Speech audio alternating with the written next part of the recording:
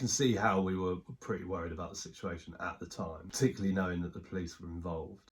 Hi and welcome back to Married to Reselling. I'm Simon. I'm Faye. And together we're a reseller couple selling mainly on eBay and Amazon. Coming up in this video, we've got something that we reckon you would never have seen or heard about on YouTube to do with reselling. We're going to tell you a story and we would love to know if you've ever experienced something similar or if you've heard a story of something similar. Please let us know. So we've got that coming up and we've got the usual sales. So over to us in the barn to show you some stuff that's sold. Okay, first thing is this vintage baby clothes knitting and crochet patterns job lot. I think it's 118 in there, sold for £35 plus post. They were like pence. They've been listed less than a month. Got an offer for those. They were up for £39.99. Offer for £35. Yes, please. Nice. Excellent. Okay, then we'll move over to crate 5. Something we put away yesterday. A vintage cold cloth ivy leaf saucer. Pair of them. Just saucers. These? Yeah, they cost 68p for the pair. They were from auction. They sold in less than a week for £9.99 plus post. Then we've got home. Oh no. Your favourite. Henry Weston cider beer pump clip. A few different beer pump clips in there. Nope. There's one. That white thing is white and black. That's it. For me. Yeah. Yeah. Cost 49p from auction. That sold in 2 months to £6.29 plus post. I did a price drop on all of that 49p, that big. Yeah, well done. From the 5 crates that were dressed as a motorbike in the dining room that we talked about recently. Crate 12, vintage Adams Titian ware, 2 dinner plates and 1 side plate on the top. Titian, tomato. They cost a total of £1.14 and they sold for £19.99 in less than a month. They were from auction. Don't know if you can see that, probably not. No. And then this is our first mirror. Yes. We've been full-time resellers for years and we have never done a mirror. I've got you on video saying you will never sell a mirror. Oh, okay. This is a vintage Rodin's plastic dresser mirror, space age 70s 80s retro. This cost a grand total of 20p and sold for £19.99 plus post within 2 months. That was from auction. Had a lot of interest in this. I seem to send a lot of offers on it. I've had a few questions about it. People trying to send, offers over messages and stuff. So yeah, there we go. Yeah, it was a while ago you said you'd never sell a mirror. So obviously, things change from day to day, hour to hour. Yeah, and then we got this t-shirt sold on the other site. It's a Alice Cooper Paranormal t-shirt, extra large, gilding tag. That cost a total of, don't open it. I've just done it up. I want to have a look.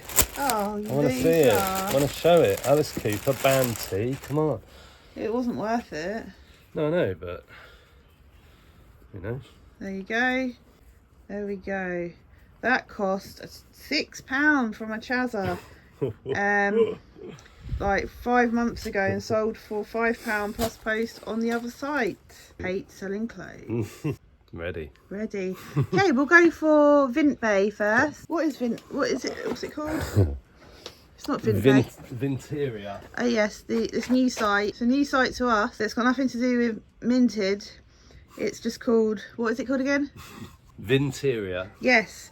So we sold a vintage metal leather look easel frame book stand, and it's a really nice piece, and it's really hard to sell because it's really hard to get across just how nice it is.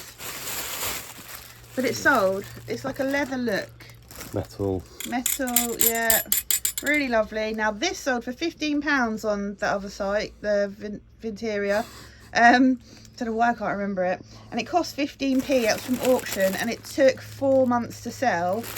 And interestingly, it's sold to a house worth £22 million in Mayfair. They better leave me a review. They better not be too posh and rich to leave me a review. Okay, now back over to eBay. Random. Yeah. It's old binoculars collection, 2 opera Bard, Paris, Veris, Marine, Field. So it's 2 opera binoculars and 1 like marine Yeah. pair.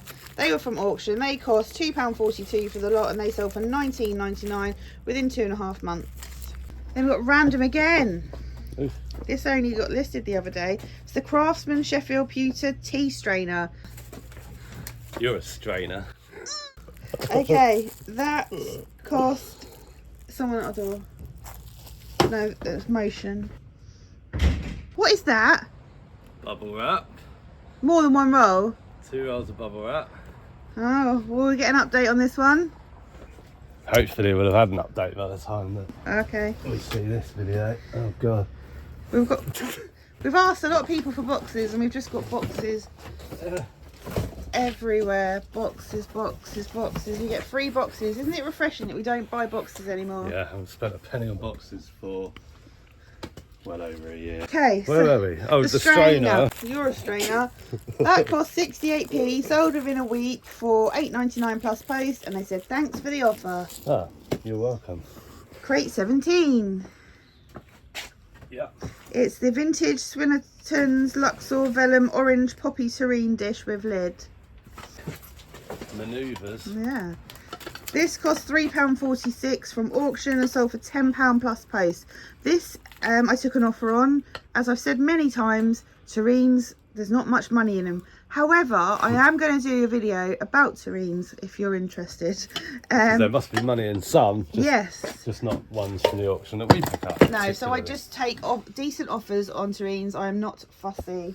I hope you've made yourself a drink and you're sitting down comfortably, because we're about to tell you a story. Back in 2018, I was in the conservatory with my mum. This is our old house. Oh, it was our old house. This was before Snoopy and Luna. So, yeah, 2018, just chilling out, chatting to my mum. And my phone rings, and it was a lady who worked at a shopping village literally 10 minutes from my house. The story coming up is really relevant to reselling because it really opens up the discussion. What is new? What is used? How do you know where something comes from when you buy an item, advertise it as new or used? How do you know the journey that that item has been on? And are there any risks associated to not knowing that information? So basically we had toys and games and kids sort of activity packs on this little kind of corner sale area in a shop. We didn't have to man it. We just used to drop the stock off, price it up, and they would sell it and take a cut, and we would just restock when needed. So this lady, Leslie, rang me up in a right panic, telling me that there was a problem with some of the stock that she'd just sold from our stall. Said that someone needed to get down there quick. So I quickly dispatched Simon because I wasn't going to go, so I thought he can deal with this. So I sent you, didn't I? Off I went. So I got in the car, drove as I said, about 10 minutes away. It's like a Dickensian shopping village. There's like a sort of garden centre-y bit, there's a cafe, and there's lots and lots of stalls with anything from sweets to stones and gems and clothes and antiques, yes, and all crafty bits. So a bit of everything. And we stocked it with stuff that we picked up from all over the place. So some of it would come from wholesale, some of it would come from auction, some even from charity shops, and other bits and bobs that we'd sort of delisted from eBay and Amazon and stuff like that. So it was just another revenue stream for us, another place to sell stuff. So I had to go and find the owner. It's a husband and wife team that head it up, Tony and Di. I'd never been to their office before on site. I didn't really know where I was going, but found the office. Didn't have a clue what was just about to happen, and definitely hadn't prepared myself for what did happen. At that time, we hadn't been selling there long and we didn't know the management very well at all. I was confronted by Tony, who told me that they'd had a customer complaint. The customer had bought a craft kit for their grandchild, and they'd got that product home, opened it up, and they were absolutely shocked at what they found inside. Now, this product, as far as we were concerned, was a sealed... Yeah, it was like a little kind of box. It was about this big, wrapped, like sealed in cellophane. Not very thick. It was just like a little activity, sort of cheapy set for a child. It was, yeah, brand new and sealed, like a lot of the items were on our stall. Tony showed me what the customer had found, and I really didn't know how to react. This was something that had never occurred before. Something we'd not experienced, something that we didn't really know was possible. Straight away, I was trying to work out how it could have happened, who was responsible, Was there something going on at the shopping village, something dark that we didn't know about? Exchanges taking place. So you were lost for words. yeah, absolutely, kind of couldn't believe it. And I think, did I phone you while I was still there? I think or did so. I wait to come home? I think you might have, because I remember my mum's mouth just went. So what it was cannabis seeds. And as I said, I really just didn't know how to react. And unfortunately at that time for us, the management of the shopping village were basically taking everything off of our shelves. They were removing everything that we had for sale and putting it in baskets. And we were just like, oh my God. They don't know us. They don't know anything about the type of people that we are. And it just did not look good. No, it didn't.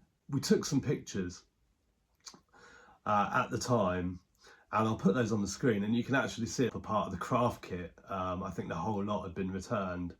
And these are cannabis seeds that are sold, I think they're kind of sold openly online, and it would appear that they were secreted inside this product. So they explained the situation in terms of how the customer had contacted them and the complaint that they had, and it also told us at that stage that the police had been contacted and our details have been given to the police. At this point, I was kind of panicking because I didn't really know what it all meant. It was completely something... You weren't prepared. Completely new situation. But I did manage to convince them that we weren't anything to do with it, in terms of there was no intent, and also that we would check all the stock, but there shouldn't be the need to remove it all from the premises. So we kind of had a look through stuff that we had and things that we had similar to that. And I think possibly we took a few of those away because it would have been a little bit irresponsible to leave the same item there. So I think we took those away, or I took those away. But I managed to leave everything else there and for sale. So then it was kind of a case of damage control. So we needed to contact the customer. We wrote them a letter and emailed it to Tony, who passed it on to the customer. That was 6 years ago. I'm not sure, I think we'd probably say the same thing if it happened now. You can see how we were pretty worried about the situation at the time, particularly knowing that the police were involved. We were waiting to see what was going to happen, and then we were copied in on this email that I'm going to read. It says, "Good evening, thank you for your report. Can I just confirm that the seeds have been used as part of the filling, or that they have been secreted there for collection? If it is the filling, etc., this would be a matter for trading standards. If it is just seeds, we would have little we could actually do, as they are not actually covered by the Misuse of Drugs Act. Regards, PC Graham." Yeah, so the grandmother was basically kicking up a storm that, you know, their kid could have been poisoned by drugs. And the police there in that email are confirming that they're not classified seeds. And subsequently we found out that cannabis seeds aren't illegal until you grow them. I think that's right, that might not be right, but it's kind of along those lines. We were kind of thankful. Yeah, it wasn't ideal, but it wasn't illegal. Yeah, and I left the seeds with the shopping village. I don't know what happened to them. But we left them there, and that was kind of the end of that. It was. Little story from back in December 2018. Fast forward to lockdown, and we were buying bags and bags of stock in bulk. It was coming in, we were going through it. And one day I was just going through, it was a Grundig, I think. Grundig CD case, like what you used to have in your car with your discs in, so you didn't have to have the boxes in there, like with all the sleeves. And it was brand new. But it wasn't wrapped in cellophane. It had sort of like a package, like a cardboard packaging around it. So I just slipped it off, unzipped it, started looking through just to make sure, yep, it was brand new. And what was in there? More seeds. And we knew we'd be making this video one day, so we kept what we had in terms of to show in a video. We didn't keep the seeds. The seeds have been disposed of. However, in with the actual seeds were, I think we think they're fennel seeds. There's other seeds that we're pretty sure are not cannabis seeds, and maybe to disguise the smell or to try and throw someone off the scent or whatever. So this was inside. What did it say on the box? Not very subtle. Afghan selection. which had this in it, a little pot, and inside this pot is, you might be able to see them, is those seeds there. Pretty sure they are not cannabis seeds. They're like, oh, I'll just drop one. They're like fennel or something like that. And inside here was one of those capsules which we called the bum capsule, and inside there were seeds. Also with that, there's some marketing material. Yeah, so people you can buy your seeds from.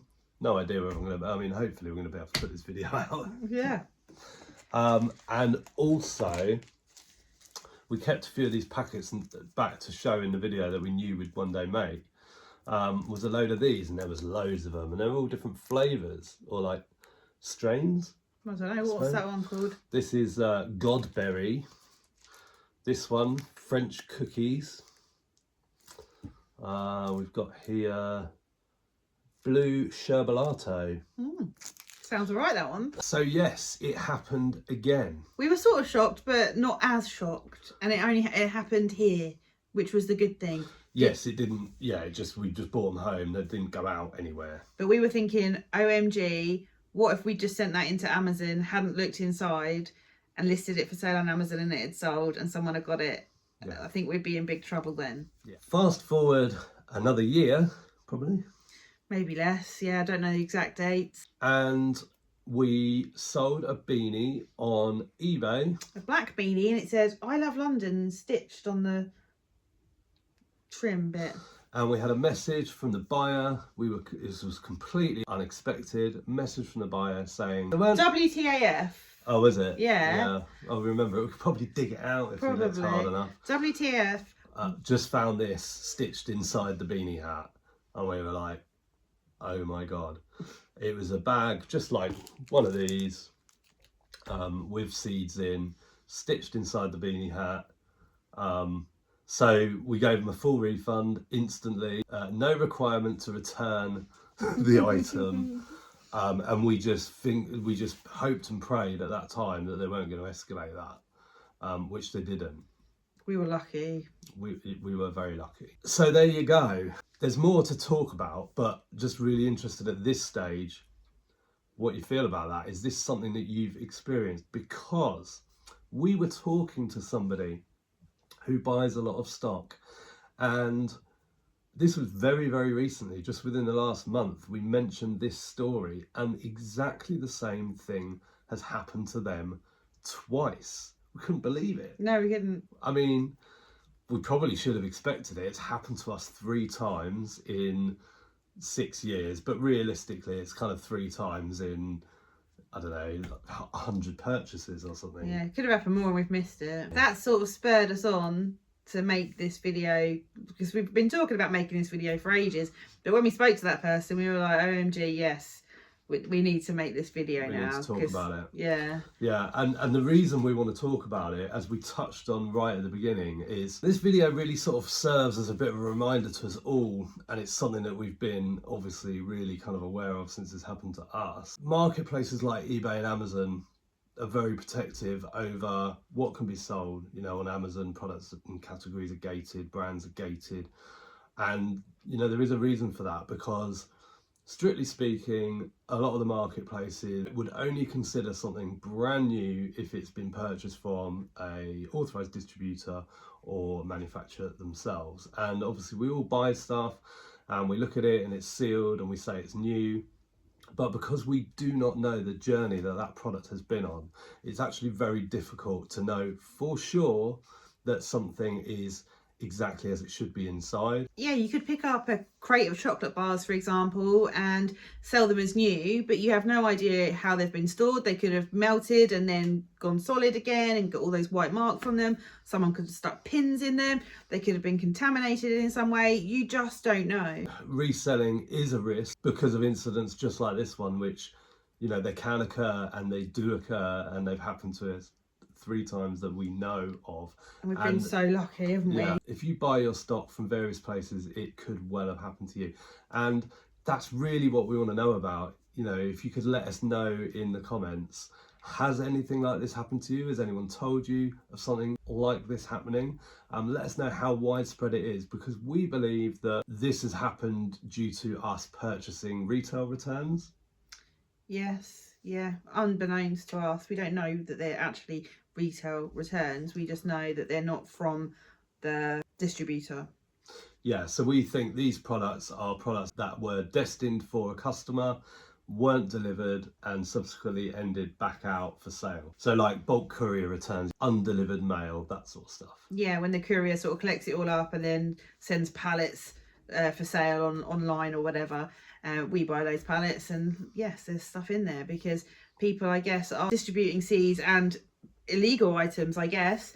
They're disguising them in things. So something brand new with tags, and we're like, oh look, a brand new tags hat, let's sell that on eBay, not realizing what it's stuffed with. So sign into your burner accounts on YouTube, you know, the ones that you make those comments on that you don't really want to let people know that it's really you, and let us know your experiences. Have you ever bought or sold something that turns out to have had something like this hidden inside? Please let us know in the comments. Crate 29. Someone put loads of boxes on the top. Yeah, it's the vintage TG Green Cornish Ware Raisins pot. There it is. That costs £1.28 from auction, sold for £24.99 within 2.5 months. We have Antique Booths Old Dutch wide rim soup bowls, 4 of them. These cost a total of 81p. They're antique, as I said. They were from auction and they sold for £29.99 within 3 days. Crate 16, Tiger Beer pint glass. Oh, put that in here the other day. There we go. That was listed less than a week. That cost, I don't have a cost price for that, which is weird because I know I put it in there. Say it cost £1 and that sold for £8.49 plus post. That was from auction. Now we have something from March 23 that hasn't got a skew. It's a Goble. That'll be in random, I think. It's a Hummel Goble Barnyard Hero TMK4 figurine. It's got a goose. Barnyard Hero. Yeah. It's been in there for so long. There's had so many things put on top of it that I want to make sure it's not decapitated or anything. Yeah, that's fine. There we go. That costs a total of £1.82 and sold for £3.39 plus post in a year. Yeah, we used to do pretty well with Gobles, but not all when of them you get the right, when you get the right ones, they're good. And we haven't picked them up for a long time, so this is literally dregs of any previous decent ones that we've had. By the sounds of it, that was in an auction lot, so obviously we can't be choosy what comes in those, because sometimes you have bought lots of Goble from auction, like bid on like multiples, but then other times they just appear in with other bric-a-brac, don't they? I think that was what that one was. I've also bid on Gobles without viewing them, and they've all been like repaired. Yeah. So you got to be careful with them. Okay, next we've got Antique Booths Old Dutch dinner plate, 1 of them. That costs 27p from auction. It's a dinner plate. Then we've got the side plate, which cost 81p. And we've got the lunch plate that cost 81p. And in total they spent £36 plus post. Yes, and that was in the same lot as the soup bowls we just showed you. That was all done by an offer. Now this big one was in a set of 3, and they said I want one of these, and one of these. I said okay. So I just did a listing for 1, ended the other listing. So now I can just relist the original listing for 2. Well done. Then we've got these Emma Bridgewater rare mugs, 3 of them. They're National Trust limited edition.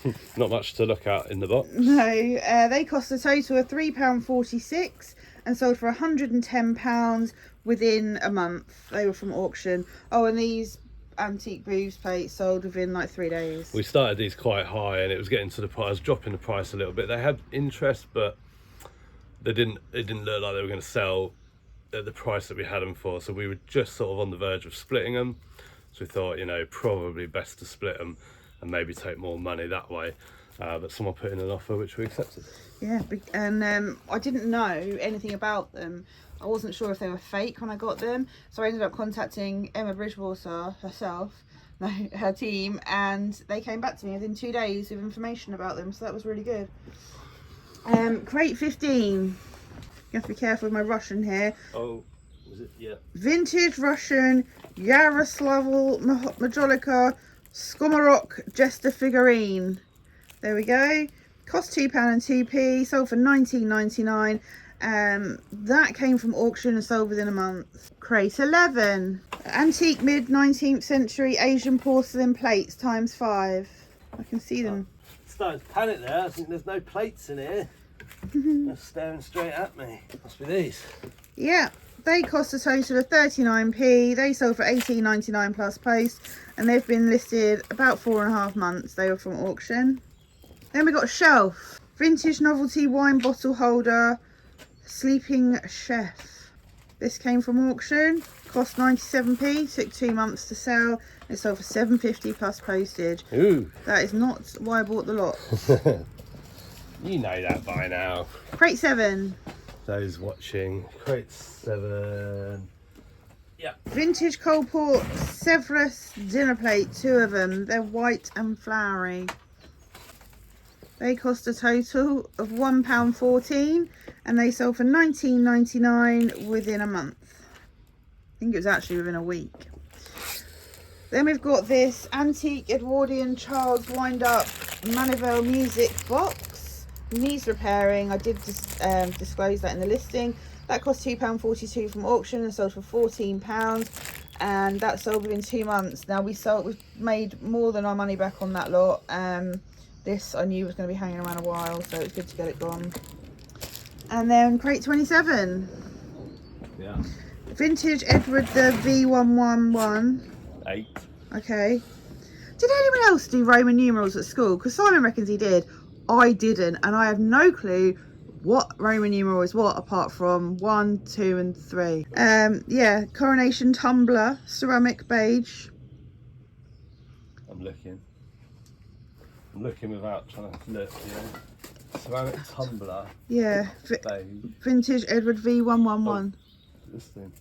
Yes. What was it again? V111? 8. Oh. That sold for, well, it cost 71p and sold for £4.50 plus post. That took 4 months to sell, and that was in a job lot from auction. I didn't really want it, but I thought I'd list it anyway. Yeah, it's interesting because we had some really interesting comments on videos recently about sort of the lower value stuff, and I think the comments were really sort of for other people that were might be reading the comments, for sort of new people getting into it or whatever. And they were sort of along the lines of, the fodder, take to a car boot sale. But the thing is with these auction lots for us is we've kind of once we've done the research, until we look through the crates, we don't really know what's in them and we don't know what the value is. So we done the research at that stage, doesn't take long to list after that. You've kind of done the work. You can take them to a car boot sale and sell them for 50p, but ultimately more money to be made by even selling something for £4.99 plus post, or whatever that was. Was that £4.99 plus post? I don't know, I can't remember. Thanks very much for watching, and we'll be back again soon with another video. Bye for now. Bye.